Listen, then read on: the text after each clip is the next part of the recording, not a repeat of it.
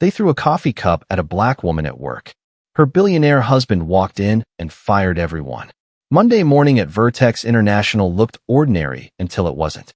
Ariel Johnson, the only black analyst in a team that claimed to celebrate diversity but practiced something else behind closed doors, was reviewing her report for the London board meeting when it happened. Across the room, Sophia Meyer, a German-born strategist with an Ivy League background and a perpetual smirk, walked by Ariel's desk. Without warning, Sophia tipped her steaming coffee straight onto Ariel's blouse and paperwork, the dark liquid soaking through fabric and spreadsheets, burning skin and pride all at once. The cup crashed to the floor.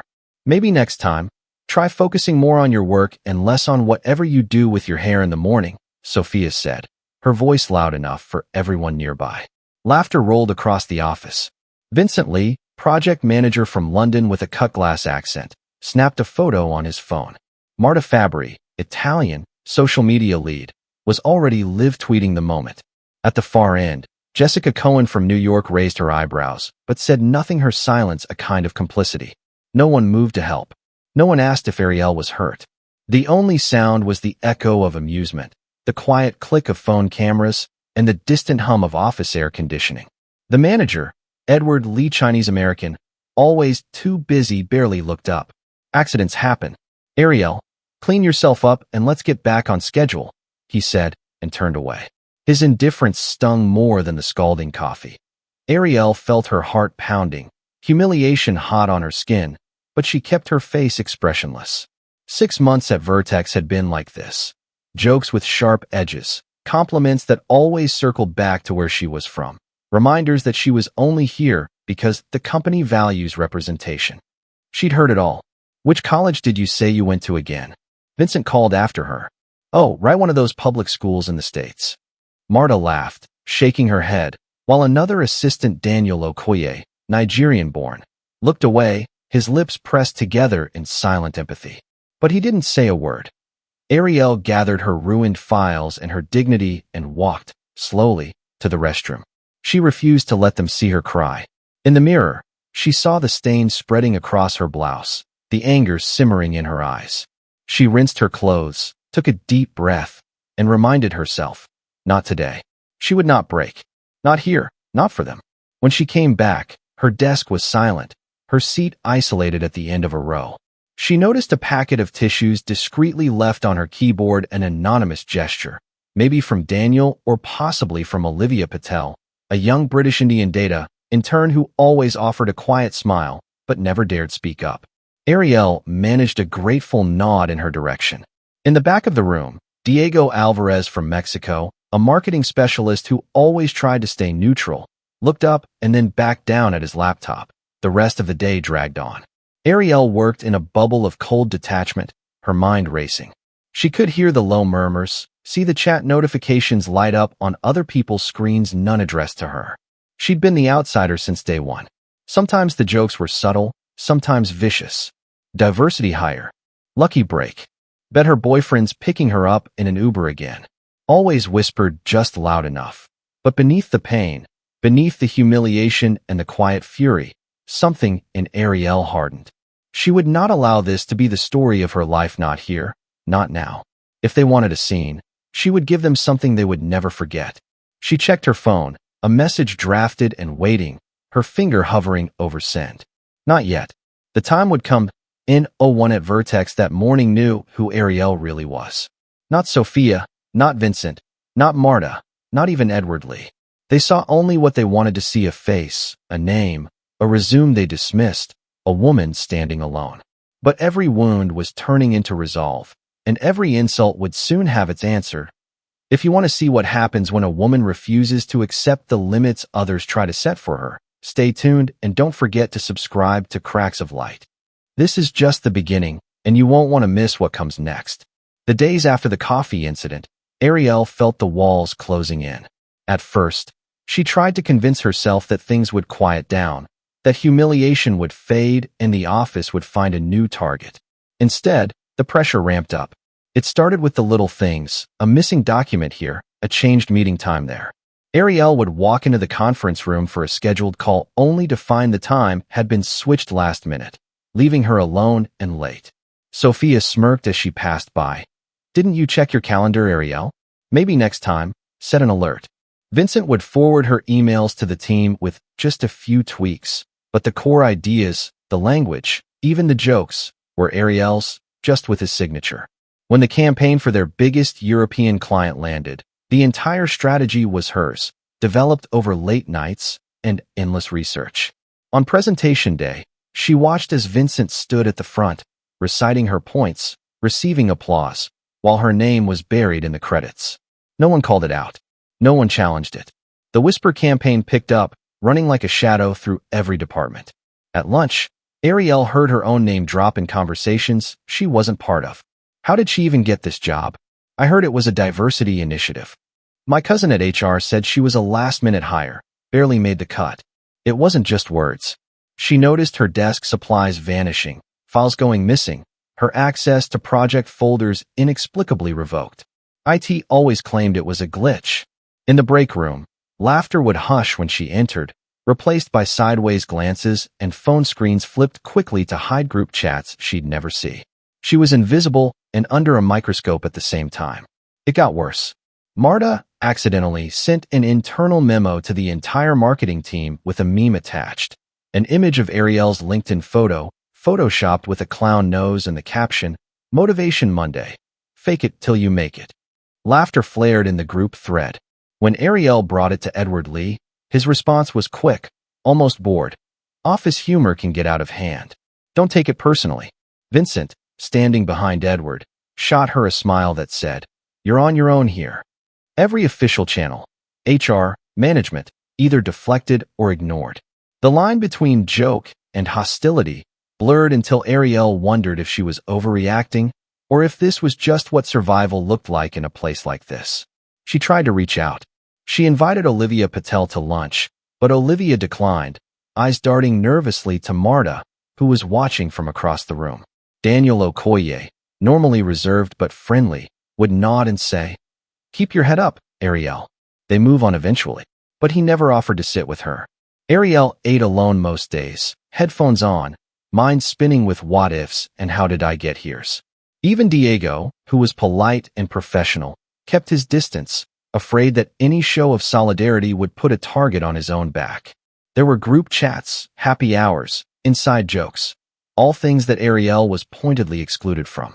If she tried to join, the laughter would die, the group would disperse, and the conversation would drift to topics she could never quite reach. But Ariel wasn't stupid. She noticed things. One afternoon, as she passed the glass-walled conference room, she caught a reflection of Sophia and Marta huddled together, giggling over something on a phone. The image was a video, a grainy, zoomed-in shot of Ariel picking spinach from her teeth after lunch. The clip was already up on someone's Instagram story, tagged #OfficeMoments, #NaturalBeauty. Her chest tightened with the knowledge that even her smallest, most private moments were up for ridicule. She considered fighting back, drafting emails, documenting incidents. But every time she thought about complaining, she saw Edward's face, bored, impatient, just waiting for an excuse to call her difficult. At night, Ariel would sit on the edge of her bed and wonder if she should just quit. Was it really worth it? But she'd always come back to the same stubborn spark. She had worked too hard, sacrificed too much, to be driven out by a bunch of cowards with expensive degrees and empty empathy. Instead, she started keeping notes. She cataloged every meme, every accident, every missing file. Quietly, methodically, she built a digital folder labeled just in case. No one knew. No one suspected that beneath the smile and silence, Ariel was tracking every move. Sometimes, people would see glimpses of a different side of her, a flash of gold at her wrist, a luxury watch partly hidden by her sleeve, a phone call in fluent French or Spanish with someone who sounded important, the tone and deference in her voice signaling a status no one here imagined. On the surface, Ariel played her role, quiet, diligent, overlooked. But there was a weight to her that suggested secrets, a history none of them could guess. Even Sophia, usually the sharpest at sniffing out weakness, sometimes paused mid-joke, uncertain. But it never lasted. The bullying went on, and Ariel endured, even as something stronger grew beneath the surface. The sabotage grew bolder. Every week, a new hurdle. Ariel's project files began to disappear from the company drive, replaced by corrupted documents or incomplete uploads. IT insisted there must be a problem with her laptop, suggesting she try restarting or maybe get some basic computer training. Vincent would call meetings in her absence, then question her commitment in front of the team.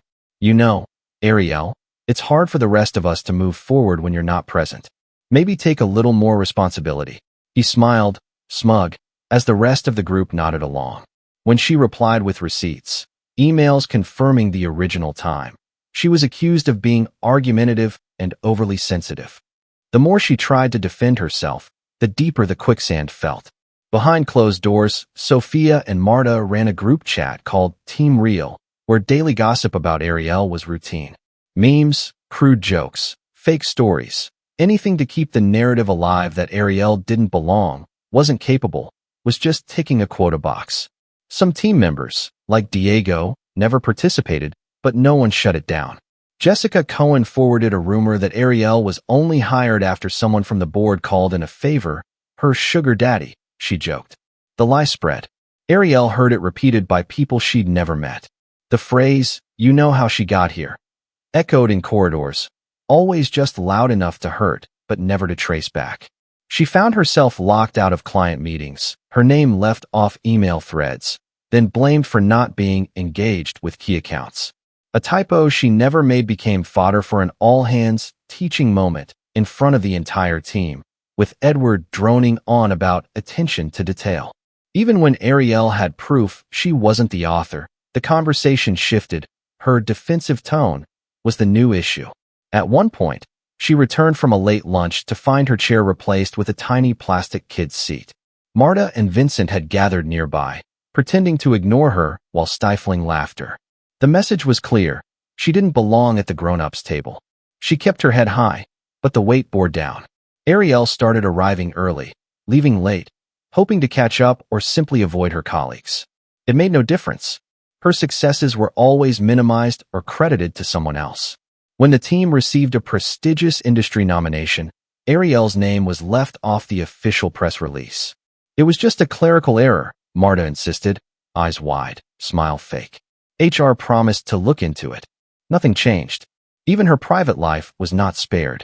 Photos from her social media, taken years ago, were circulated on WhatsApp with snide commentary about her clothes, her friends, her family. Someone left a flyer for a night school English course on her desk. The implication was clear. Ariel took it all in, storing every slight, every insult. At home, she started voice recording daily recaps, saving texts and emails, screenshotting group chats when she could.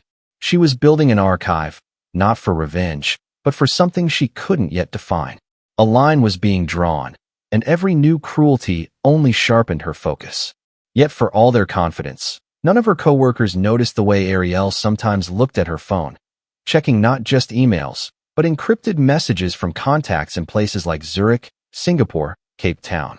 When a voice message in Mandarin arrived, she replied flawlessly, tone businesslike and crisp. Her colleagues assumed it was just another job hunt. They had no idea. If any of them had bothered to look closer, they might have seen the initials AJ etched on the back of a luxury timepiece. A rare, bespoke model only a handful of people in the world could afford. But they never asked. They were too busy tearing her down to see what they were missing. What stung most wasn't the cruelty. It was the betrayal of silence.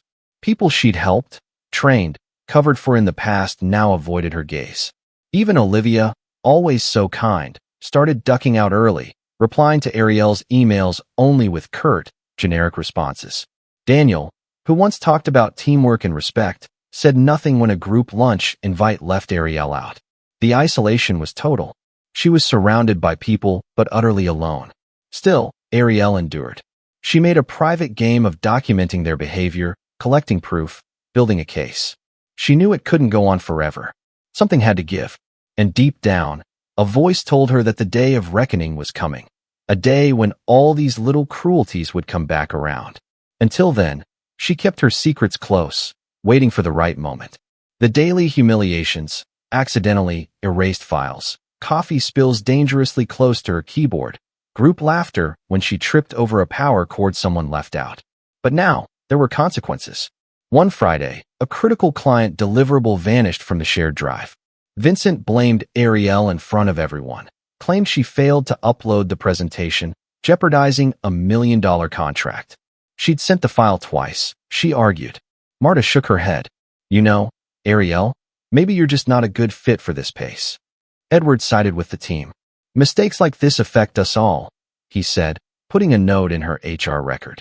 Ariel nearly lost it then, nearly said everything she'd been storing up, but she swallowed it down, jaw tight, eyes hard. When she returned to her desk, she found a sticky note. You should quit while you're behind. No signature, but the handwriting was unmistakable. For a moment, she wanted to scream, wanted to throw her laptop across the room, wanted to walk out and never look back. But she didn't. Instead, she took a picture of the note, emailed it to her personal account, added it to the growing file. That night, after everyone had left, Ariel sat alone in the dim office, her computer screen glowing in the darkness. She called her mother in Atlanta, switching easily between English and Spanish, careful to keep her voice steady. Her mother listened, offered love and encouragement, reminded her that dignity is not something anyone else can take. After the call, Ariel scrolled through her evidence folder. She had records, proof, a timeline. And more than that, she had options. A call came in a number from Geneva. She answered in fluent French. Yes, I'm ready to move forward, she said quietly. On her desk, the light from her gold watch glinted, a reminder of a life and history her colleagues had never bothered to imagine. She was not just an only or an other. She was the daughter of diplomats, a graduate of top schools, a woman who had networks and power beyond what this toxic little office could understand. But she wasn't interested in showing off, or in using her family name as a shield. Ariel wanted to win, or lose, on her own terms. She remembered why she'd taken this job in the first place, to prove to herself that she could rise by merit, to break through by talent alone. That conviction had kept her here, but it was running out. The company had become a cage, and every day inside was a fresh insult. Still, she wasn't leaving. Not yet. The next week, something shifted. Ariel stopped shrinking. She stopped apologizing for things she hadn't done. She let the barbs and jokes bounce off. When Sophia rolled her eyes in a meeting, Ariel fixed her with a stare that made even Vincent glance away. She spoke up when credit was stolen, corrected mistakes publicly, and when HR called her in for being disruptive, she recorded the conversation, her phone out in the open, voice calm and even. Her coworkers grew uneasy. They didn't understand the change. The group chats quieted. The memes slowed. Even Edward seemed wary, sensing a new energy in the air. Ariel was documenting everything, preparing for something they could never predict. By the end of the month, Ariel's just-in-case folder was full. She had records, screenshots, emails, audio files. She also had something else, a sense of purpose, a cold clarity. She knew exactly what she needed to do, and she knew the right moment would come. When it did, she would be ready. The boardroom was silent except for the buzz of anticipation. This was the meeting Ariel had spent weeks preparing for, a high-stakes pitch in front of the company's largest client from Zurich, the kind of contract that could define her entire career. She arrived early, meticulously dressed, her report flawless, her slides double-checked. Still, her heart hammered in her chest. She took a deep breath, hoping today would be different. Vincent entered with his usual swagger, Marta close behind, fake friendly smiles in place. Jessica, from client relations, passed Ariel without a glance, busy whispering with Sophia. When the client, Mr. Schreiber, a tall Swiss man with a reputation for perfectionism, entered, the room snapped to attention. Ariel began her presentation, voice steady. She barely got through her first 2 slides before the sabotage started. Vincent interrupted. Actually, I think we should start with the numbers Sophia crunched over the weekend. Glancing at Sophia, who was already opening a different deck on the projector, one Ariel had never seen. Marta chimed in. Ariel, did you not get the email about this update? The confusion on the client's face was obvious. Ariel tried to remain calm, but as she opened her laptop, she realized the updated file had never reached her inbox. She scanned the room. The same old smirks answered her silent question. Ariel pressed on, attempting to adapt, But then came the final blow. Sophia leaned over with her ever-present thermos and, with a careless gesture, tipped it. The entire contents spilled across the table, splattering Ariel's notes and her white blouse, brown liquid spreading like a stain of intent. "Oh my God, Ariel, I'm so sorry," Sophia said loudly, fake shock all over her face. The client stared, shocked, while Marta quickly pulled out her phone to document the accident. Edward, the manager, barely looked up from his phone. "Clean that up, Ariel. And please, apologize to Mr. Schreiber for the delay." Ariel sat there, coffee dripping from her shirt, ruined notes in hand, the eyes of her colleagues and client fixed on her, some smug, some embarrassed, none willing to help. The humiliation was complete. She felt the sting of shame, the bite of betrayal. She wanted to scream, to run, to hit something. But she didn't. She looked down at the mess, at her trembling hands, and then up at the table of faces, waiting for her to break. Her mind flashed through every moment, every slight, every laugh behind her back. She felt the familiar rage, the old ache, but something in her steadied. Without a word, Ariel pulled her phone from her bag. She typed a brief message, her fingers calm, her face unreadable. She hit send, her movements deliberate, then turned to Mr. Schreiber, voice steady. "I apologize for the interruption. If you'll allow me, I'd like to continue." But Edward cut her off. "Ariel, please step outside and compose yourself. We'll handle things here." Sophia and Vincent exchanged glances, smug, victorious. Ariel stood, straightening her shoulders, refusing to let a single tear fall. She walked out, her dignity battered but not destroyed, leaving the boardroom behind. In the hallway, the low hum of office life continued as usual. Ariel stood alone for a moment, her breathing slow and deep, feeling the gravity of everything that had just happened. She wasn't defeated, not really. She was waiting, and as she watched the elevator doors at the end of the corridor, she knew something was about to change. Inside the boardroom, the air felt lighter without Ariel, at least to those who thought they'd finally gotten rid of her. Vincent picked up the presentation, blustering through slides he barely understood. Sophia and Marta chimed in when they could, their confidence growing with every minute Ariel was absent. Jessica managed the client, glossing over questions, shifting blame with practiced ease. Edward, always the facilitator, kept his focus on the client, never once acknowledging the orchestrated cruelty. Then the sound of the private elevator chimed at the end of the hall, a rare occurrence reserved for top executives and visiting board members. Everyone in the meeting room paused. The doors opened and 3 security guards in crisp suits stepped out, their faces expressionless. The client looked puzzled. Edward sat up straight, suddenly unsure. Behind the guards walked a man everyone in the company recognized, though few had ever seen up close. Lucas Kim, the CEO of Orion Holdings, Vertex International's parent company. Lucas was tall, with calm, sharp eyes and a presence that turned conversations into silence. Korean-American, self-made, the youngest billionaire in the tech world, his reputation for decisive action and relentless fairness was legend. No one expected to see him here, not for a simple client pitch. His appearance was enough to change the energy in the room instantly. Every head turned.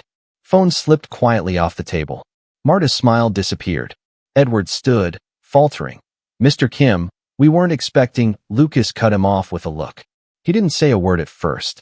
Instead, he turned to the security team. "Is she all right?" he asked quietly. One of the guards nodded, gesturing towards the hallway. Ariel entered, her clothes still stained, but her chin high and her eyes clear.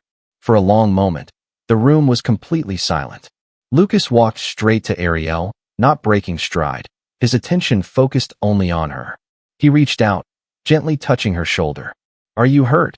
he asked, his voice low, intimate, but perfectly audible to everyone. Ariel shook her head, voice steady. "No, I'm fine." Lucas's expression shifted, concern hardened into something colder, sharper. He turned back to face Edward, Sophia, Vincent, the entire team. His words were crisp, direct. "Who is responsible for this?" Nobody answered. No one dared. Edward tried to stammer an explanation. "There was an accident, just a misunderstanding." Lucas didn't flinch. "Is this how you treat your team? Is this how you conduct business in my company's name?" Marta tried to speak, but her voice faltered. "Jessica, the client, looked mortified, realizing the gravity of what was unfolding. Vincent, for once, was silent. Sophia stared at the table, the arrogance drained from her face. Lucas's voice was calm but steel-hard. "This meeting is over. Security, please escort Ms. Meyer, Mr. Lee, Ms. Fabry, and Mr. Lee out of the building." The guards moved with quiet precision. Protests rose, but Lucas cut through the noise. "Now." The client, Mr. Schreiber, glanced at Ariel, then at Lucas, unsure what to say. Ariel met his eyes, steady and calm. "Thank you for your patience, Mr. Schreiber," she said. "I'll follow up with you personally." For the first time all morning, Ariel felt the upper hand shift. The room emptied. The guards led her tormentors away. The boardroom, once a place of humiliation, now felt like a stage, one where the real story was only beginning. The corridors outside the boardroom filled with whispers. Word traveled fast. Employees lined the halls, watching as Sophia, Vincent, Marta, and Edward were walked past, faces flushed, shock painted in every expression. For months they'd acted untouchable. Now, stripped of their power, they looked small, ordinary, and suddenly vulnerable. Ariel stood beside Lucas, her pulse racing, but she never let her poise slip. Lucas led her back into the boardroom, closed the door, and motioned for Mr. Schreiber to sit. With a nod, he addressed the client directly. "On behalf of Orion Holdings, I apologize for what you witnessed today. This is not the culture we tolerate, and it's not the leadership we promote." His tone was respectful, but there was no mistaking the underlying threat. This would not be forgotten, and it would not be repeated. Mr. Schreiber nodded, relief flickering across his face. Ariel took her seat, retrieving her notes, damaged but not ruined, and looked at Lucas. He leaned in, voice for her alone. "You did the right thing," he said. "I saw everything." Ariel's mind flashed back to her message earlier, the one she'd sent moments before everything changed. Lucas had been waiting, monitoring from his office halfway around the world, ready to step in the moment she needed him. It was a secret she'd kept for months, refusing to use his name or influence, determined to earn her place on her own merit. Now, with the company's future and her own at stake, the truth could no longer be hidden. Lucas turned back to the stunned employees still lingering at the door. "Let me be clear. Every person in this organization will be held to the same standards, regardless of title, background, or connection. No one is above accountability." His words carried through the building, a promise and a warning. Ariel sat quietly, absorbing the shift. All her silent suffering, every note she took, every slight endured, it all led to this. AS news spread through Vertex International. Something changed in the air. For the first time, the silent bystanders Daniel, Olivia, Diego looked at Ariel not with pity, but with something closer to respect, even awe. The woman they'd watched being broken down day after day had not only survived, but revealed a strength none of them had understood. Ariel felt the weight of their stares, but this time, she didn't shrink. She met their eyes, steady and proud. By the end of the day, the official memo had gone out. A full investigation into workplace harassment and leadership failure was underway and effective immediately. Ariel Johnson would be taking over as interim project lead for the Zurich account. As she packed her bag, Lucas lingered at her side. "You know you never had to do this alone," he said softly. Ariel smiled, exhaustion and relief battling on her face. "I needed to know I could," she answered. The humiliation, the loneliness, the endless days of being underestimated, none of it had broken her. If anything, it had forged her. Ariel left the office that night, not just vindicated, but transformed. Her secret was out, but so was her strength. The story wasn't over. In many ways, it had only just begun. Lucas's voice was absolute as he addressed security. "Escort Ms. Meyer, Mr. Lee, Ms. Fabry, and Mr. Lee out of this building immediately. Their access is revoked." The guards moved with swift precision, not giving the disgraced employees time to protest or plead. Sophia's eyes darted from Lucas to Ariel, her face twisted with disbelief. Vincent tried to reason, but his words fell flat in the heavy air. Marta covered her mouth, realizing this was no ordinary HR meeting. This was a reckoning. Edward attempted a final, feeble defense. "Mr. Kim, if you'd just let me explain," but Lucas's gaze cut through him, final and unyielding. The group was marched out, past dozens of watching eyes. For the first time, the rest of the office witnessed what true accountability looked like. In the silence that followed, Ariel stood at the head of the boardroom table, every eye on her. She glanced at Lucas, who nodded this moment belonged to her. She connected her laptop to the main screen, her fingers steady despite her pounding heart. Thank you, everyone, for staying. I have something important to share, not just for our company, but for anyone who believes in fairness. She opened a folder labeled Documentation. One by one, she displayed emails, text messages, screenshots, undeniable proof of months of targeted harassment and discrimination. There were group chats mocking her background, voice recordings of Vincent and Sophia stealing her ideas, even video clips of her being publicly humiliated. Faces around the room turned pale. Jessica, who'd kept her distance until now, buried her face in her hands. Ariel kept her voice measured, her pain visible, but her resolve unbroken. This isn't just about me. The culture we let thrive here hurts more than one person. Here are the results of a confidential staff survey. Over 60% reported feeling excluded or unsafe at some point in the last year. These are your words, your stories, not just mine. She clicked through slides, showing charts and testimonies, the truth laid bare for everyone to see. The silence was heavy with realization. For the first time, Ariel felt seen. She had survived humiliation, but now, with the evidence projected for all to witness, she felt something stronger, vindication. Outside the boardroom, word spread quickly. Employees gathered in clusters, watching the live feed Lucas had ordered to be streamed throughout the building. No one could look away. It was all there, in black and white. The proof, the confessions, the betrayals. Olivia, who had always kept quiet, wiped away tears as she watched. Daniel stood rigid, jaw clenched, regret burning in his eyes for every moment he hadn't spoken up. Even Diego, always careful to avoid drama, was visibly shaken. The accused, now outside the office doors, were asked to surrender their badges and devices. HR took statements, every action documented. Their attempts to shift blame only made things worse. It was just a joke, Sophia insisted, but the emails and memes told another story. Vincent tried to argue that everyone participated, but the evidence made his defense impossible. Marta sobbed, blaming peer pressure and the culture. Edward looked lost, finally facing the consequences of years of willful ignorance.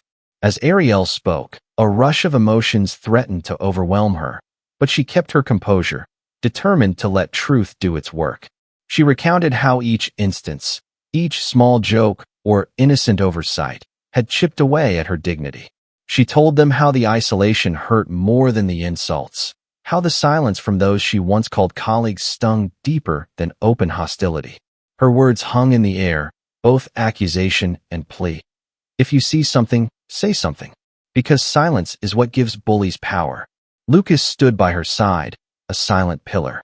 When the time was right, he addressed the company and the client representatives present. I am ashamed that this happened under our brand. But let this be a warning. Discrimination, exclusion, and abuse of any kind will not be tolerated, not in my company, not under my leadership. This investigation will go as far as it needs to, and everyone responsible will answer for their part. There were no denials left. HR read aloud the key findings for transparency.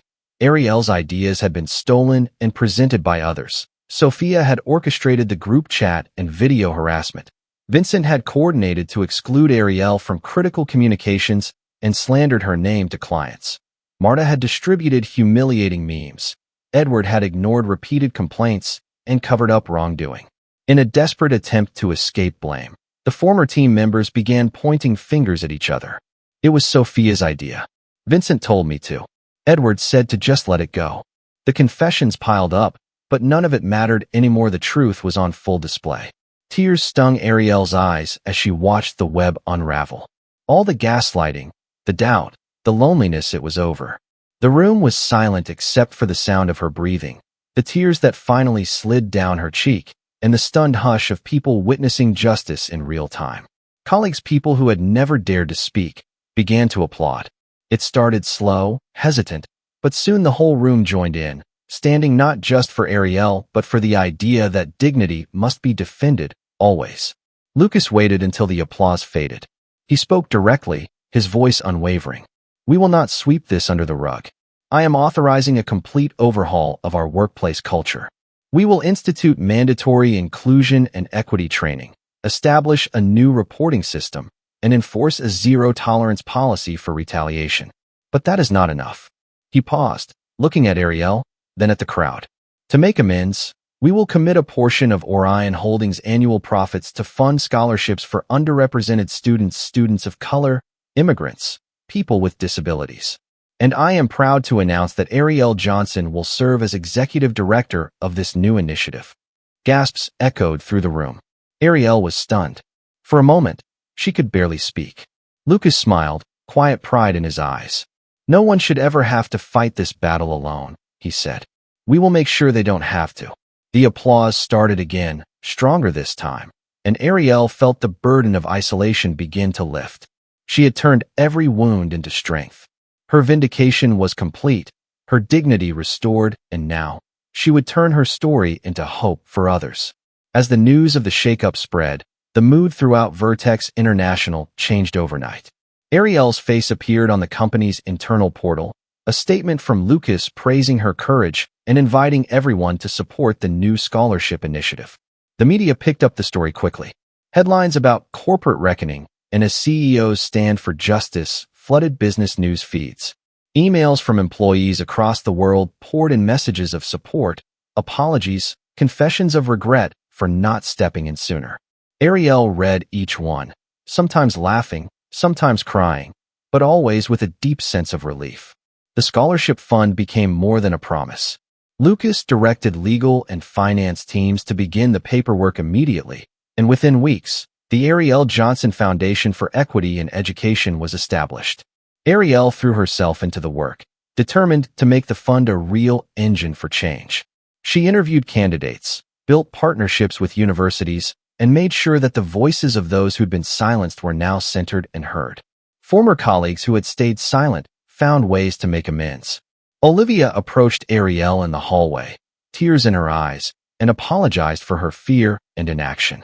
Daniel sent an email with his resignation. He wanted to join Ariel's new foundation as a volunteer, inspired by her example. Even Diego, always careful, posted a message in the company forum, admitting his failure to speak out and pledging to do better. The atmosphere, once cold and closed, became charged with a new kind of energy, a belief that one person's courage could shift an entire culture. Ariel's parents, watching the story from their home in Atlanta, called her in tears, telling her how proud they were, how she had honored her name and their sacrifices. For the first time, Ariel allowed herself to feel joy without reservation. The pain of the past months didn't disappear, but it no longer defined her. She had turned every insult into a stepping stone, every humiliation into proof that she belonged.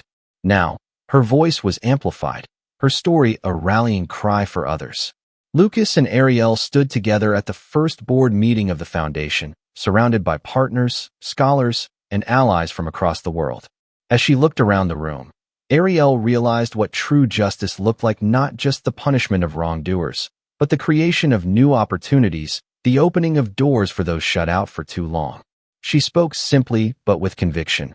We can't change the past, but we can build a future where dignity isn't a privilege, it's a right. The applause was thunderous. Her journey was far from over, but the balance had shifted. Truth had been spoken, justice delivered, and from her pain, something lasting and beautiful was finally beginning. When the dust settled, the reckoning left deep scars on everyone involved. For Sophia, Vincent, Marta, and Edward, there was no going back.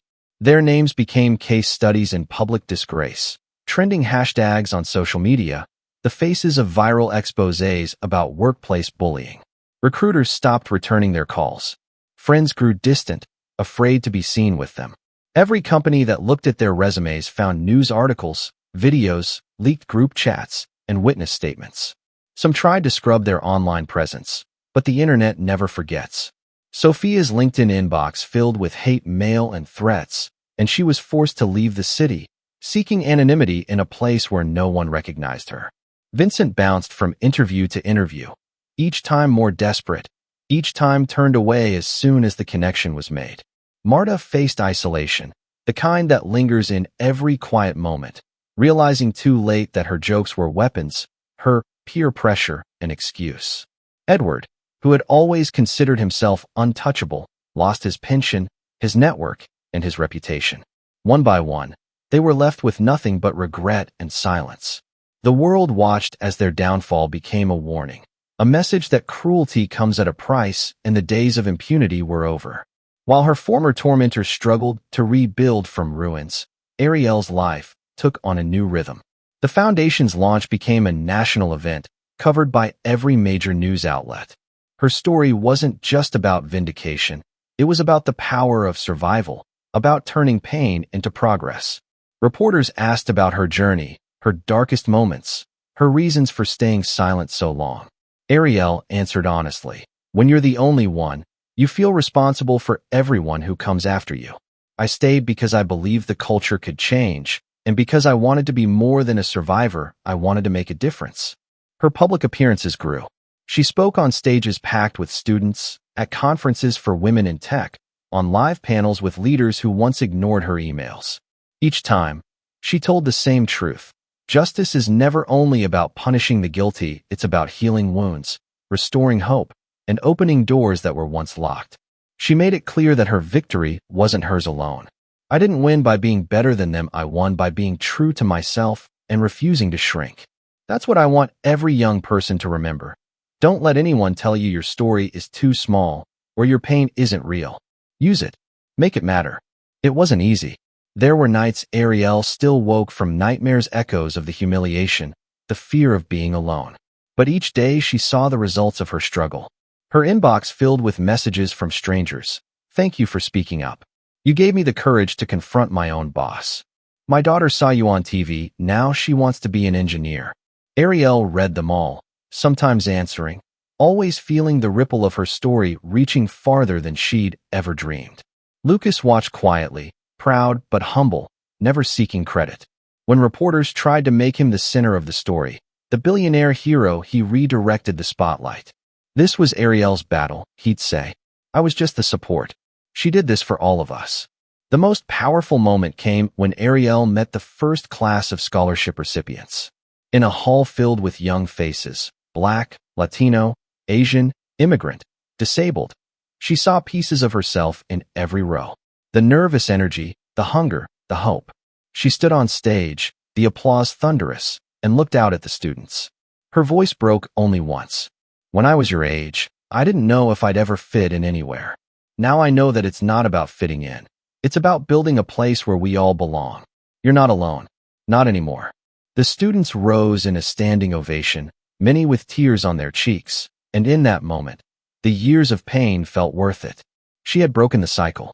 The foundation was more than a scholarship, it was a promise.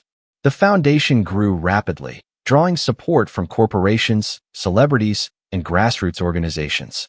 Applications poured in from all over the world, letters full of dreams and obstacles, hope and fear. Ariel made it her mission to read as many as possible, personally interviewing finalists, making sure each voice was heard, each story valued. Some students came from foster care, others from refugee camps. Some battled disabilities no one saw, but all of them carried the scars of being underestimated. Ariel saw her own story reflected in theirs. She listened, encouraged, challenged them. "Your voice matters. Your ideas matter. Don't let anyone make you believe otherwise."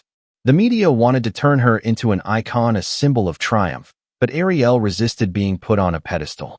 She insisted on showing the messiness of recovery, the hard work of healing.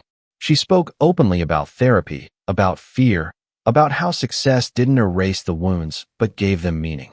She became a regular guest on podcasts, invited to boardrooms once closed to her, even asked to advise on new policies for workplace equity. Some of her former colleagues, now unemployed and searching for direction, reached out in private, some to apologize, some just to say they finally understood. Ariel responded with grace, never gloating, only hoping they would learn. The students thrived. Ariel made sure their journey was public, sharing stories of wins, setbacks, breakthroughs. She hosted mentorship sessions, invited alumni to give talks, encouraged collaboration across cultures and continents.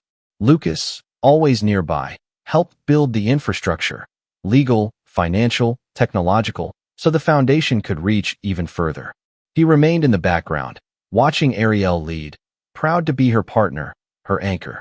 The press sometimes called them a power couple, but Ariel laughed off the label.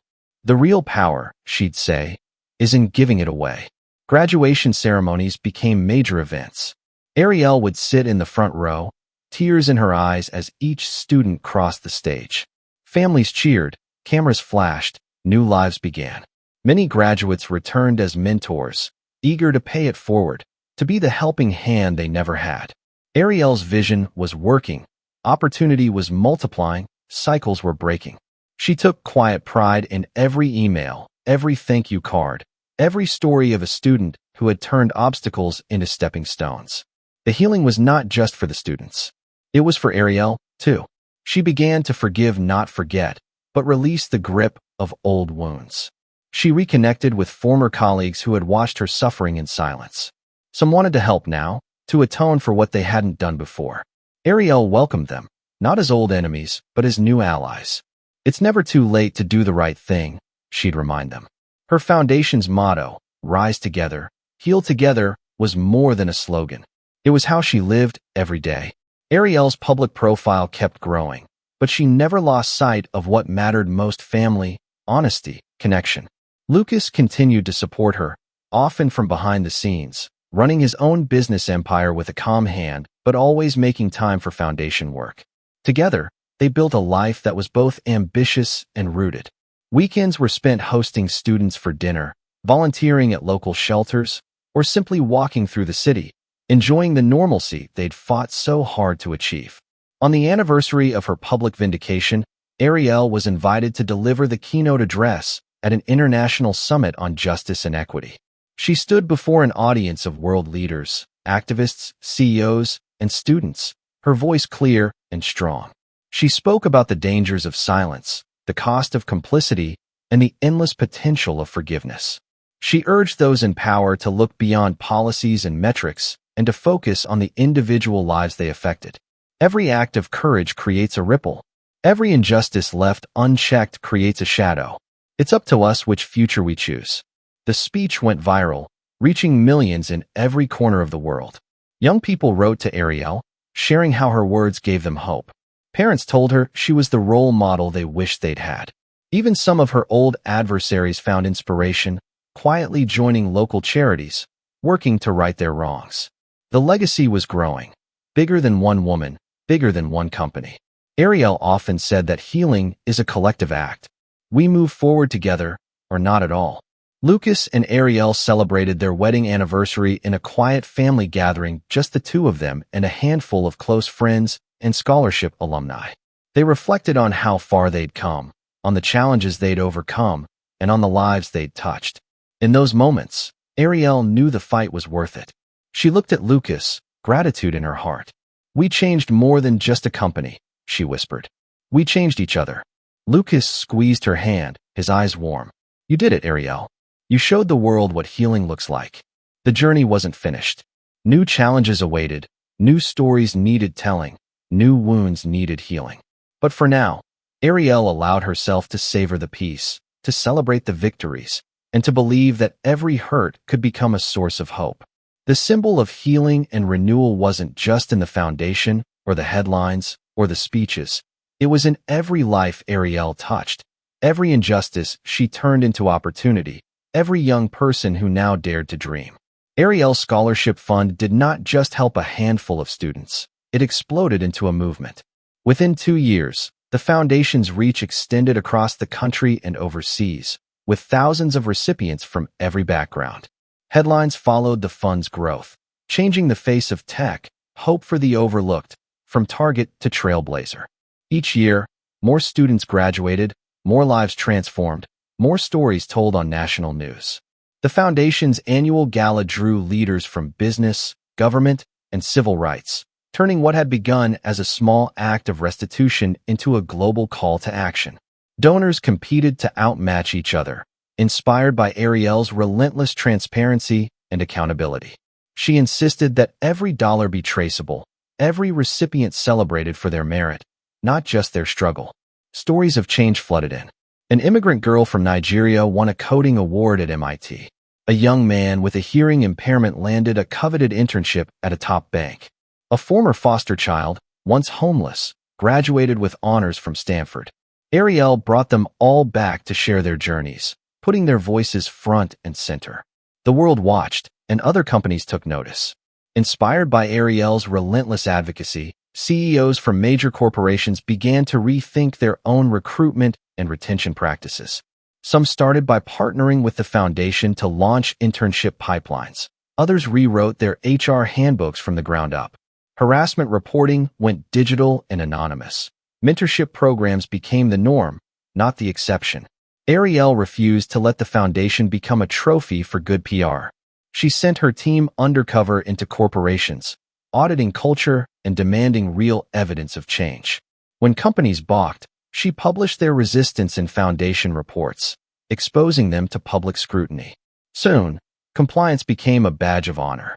Companies competed for the foundation's seal of approval, knowing that without it, they risked losing access to a new generation of top talent. Ariel turned the table. Her foundation now set the rules. Lucas remained Ariel's silent partner, handling negotiations with a mix of strategic force and humility. While others basked in the spotlight, he worked with lawyers, tech leaders, and government officials to ensure the foundation's protections were codified into policy.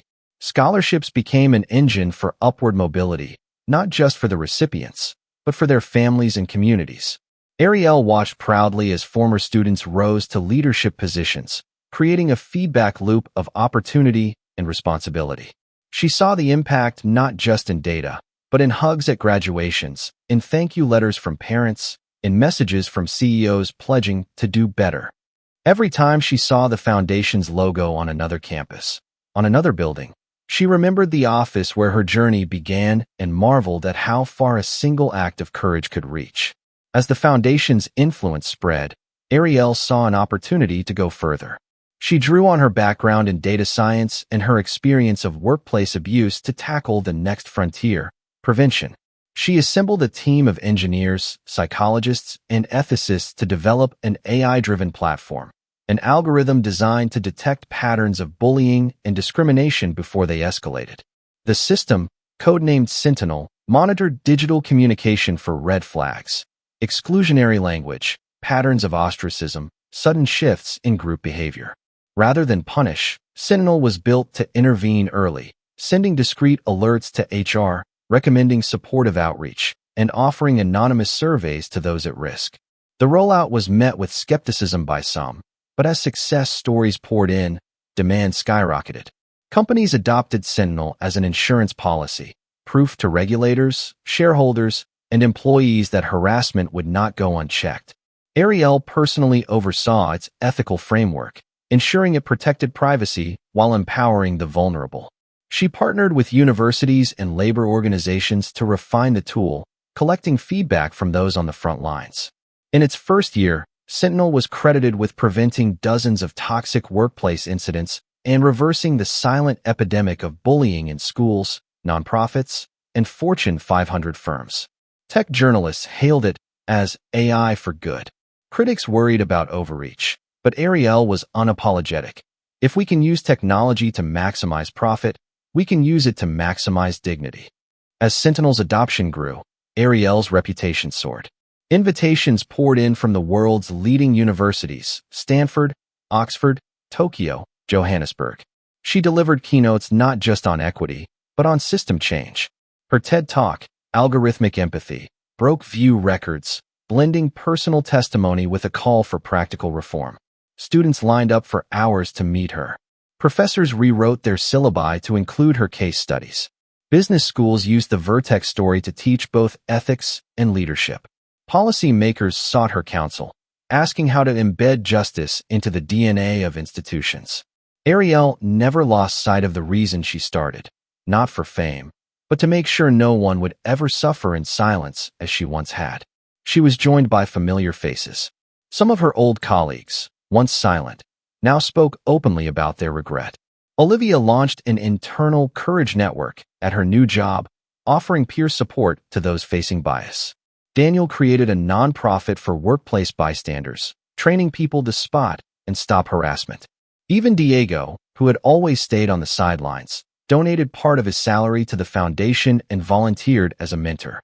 Ariel welcomed them all. She never shamed them for their past inaction. She believed in second chances, in growth, in the healing that comes when people admit their failures and try to right them.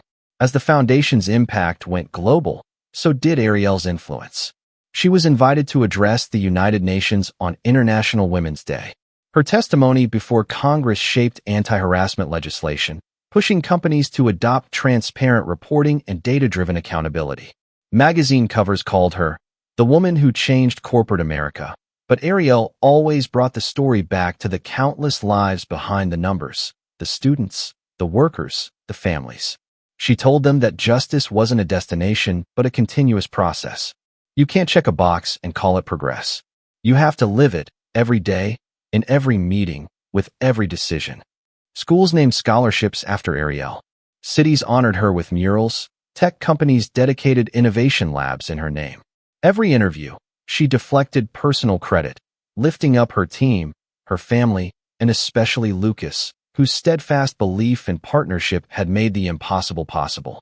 Their story, a Black woman and an Asian American man rewriting the rules, became the subject of documentaries, inspiring a new generation to challenge the status quo. But Ariel never forgot the power of personal connection. She met regularly with new scholarship recipients, sitting in circles, listening to their anxieties and dreams. She made time for healing circles with workplace survivors, helping them transform pain into advocacy. Her old workplace, once a symbol of everything wrong, now partnered with the foundation to run anti-bias workshops, led by staff who had once looked the other way. She found forgiveness not as an easy absolution, but as a commitment to growth. The story came full circle when Sophia, broken and humbled, asked to volunteer.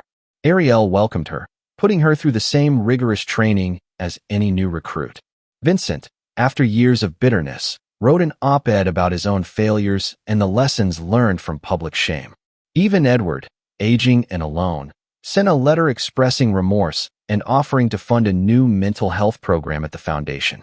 Ariel accepted their gestures not as friends, but as proof that systems, like people, can change. The ripple effect was undeniable. Where there had once been silence and complicity, now there was dialogue and action.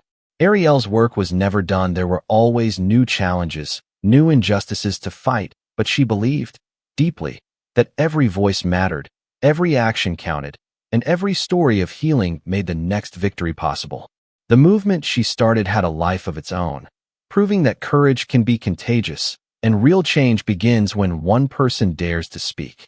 12 months passed since that unforgettable day at Vertex International, but for Ariel Johnson, the real journey began after the headlines faded. She didn't slow down. If anything, the work only grew, the mission sharper with every new student, every broken system, every company still learning the difference between real equity and a press release. The world noticed. Invitations kept coming from universities in Europe, corporate boards in Asia, grassroots organizations in Africa, think tanks in the United States. Ariel stood on stages everywhere, her story now synonymous with the fight for dignity in the modern workplace. It was at the Global Justice Summit in Geneva that she received the highest honor, the International Award for Social Equity. As she took the stage in front of world leaders, journalists, and changemakers, she saw Lucas, her parents, and the first generation of scholarship graduates in the crowd. Her voice was steady. She didn't waste words on self-congratulation. This is not about one victory or one person. Justice is never finished. Dignity is not a gift, it is a right. My only goal is that nobody, anywhere, ever has to prove they deserve respect. The standing ovation lasted minutes. Cameras flashed, but Ariel felt her greatest accomplishment was in the proud tears of her family and the hope in the eyes of young leaders she'd mentored.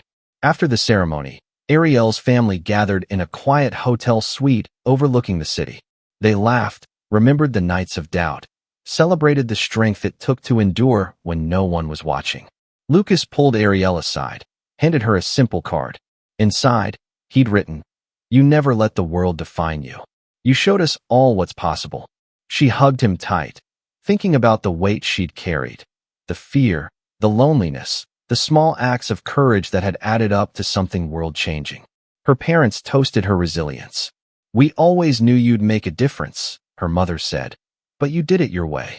Her father nodded, pride in his voice. "You honored our name by honoring yourself." Ariel knew the world saw her as an icon now, but at home, she was still a daughter, a partner, a friend. She cherished it, knowing how rare it was to change the world and remain whole. The next morning, Ariel went for a walk in the city.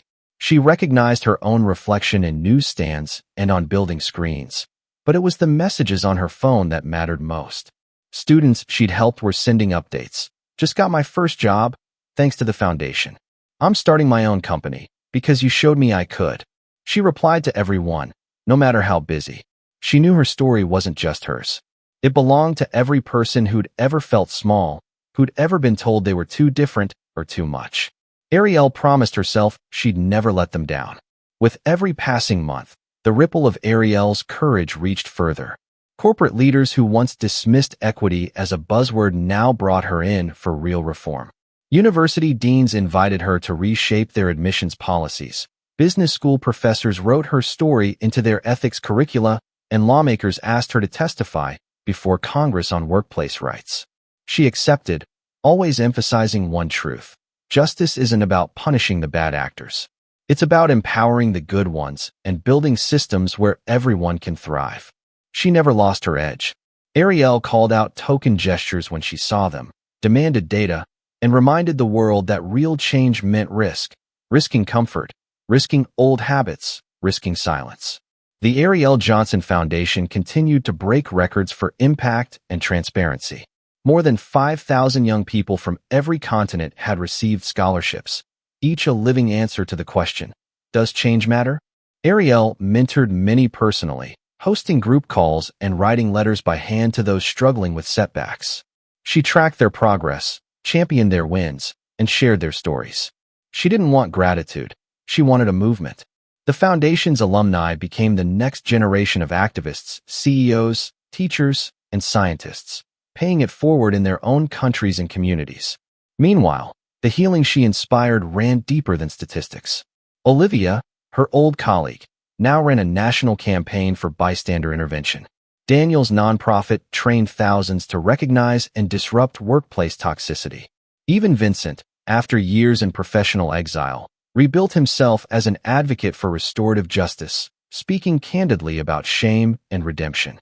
When Sophia asked for forgiveness, Ariel gave it, not as a free pass, but as a lesson in what true accountability looks like.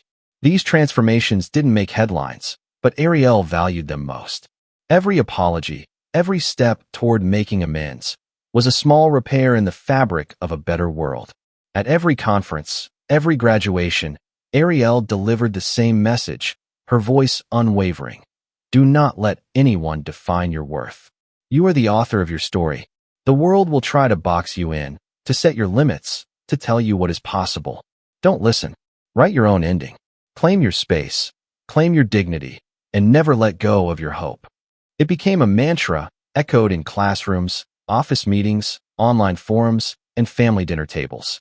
As Ariel's story settled into the collective memory, she understood her responsibility was just beginning. On the anniversary of her victory, she returned to the company that had once broken her.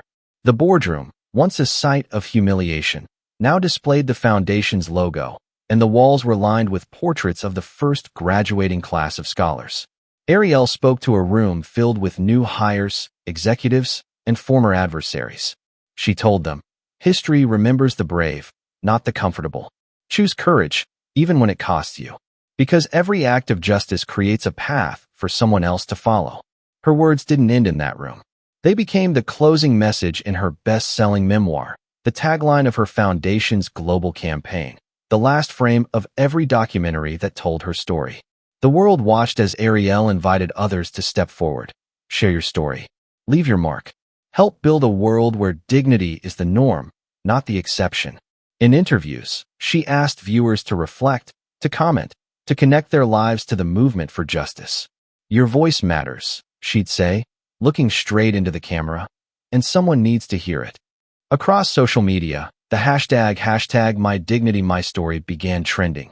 Thousands posting stories of struggle, resilience, and triumph, each a testament to the fact that Ariel's journey had sparked something no one could contain. Her story became more than a lesson. It was a call to action. Viewers subscribed to her channel, left comments of gratitude and solidarity, and promised to keep the chain of courage unbroken. As the world moved forward, Ariel continued her work, never complacent, never finished. She knew there would always be another person facing injustice, another silence needing to be broken, another system demanding reform. She greeted each new challenge with the same fierce hope that had carried her this far. Her last message in every speech remained the same. Don't let anyone define your worth. You write your own destiny. And in living those words, she gave generations to come the courage to do the same.